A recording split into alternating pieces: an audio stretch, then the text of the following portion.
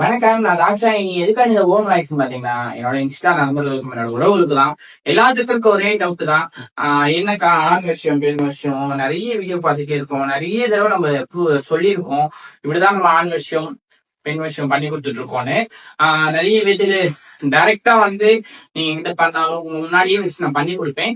அதே மாதிரி இல்ல எனக்கு வந்துட்டு நீங்க எனக்கு மைக் மட்டும் கொடுத்தா போதும், நாங்க வர முடியாது, ரொம்ப தூரம் இருக்கும், வெளிநாட்டுல இருக்கோம் அப்படின்னு நிறைய பேருக்கு நம்ம பண்ணி கொடுத்துருக்கோம்.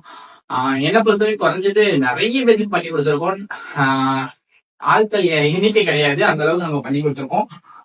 மை இந்த அளவு தாங்க தருவேன். இதுல வந்துட்டு சிறிதளவு தான் இருக்கு, சரிங்களா? இந்த டப்பாக்குள்ள வந்துட்டு இது கடுகளவு தான் கொடுப்பேன். நான் ஏற்கனவே நிறைய வீடியோல சொல்லியிருக்கேன்.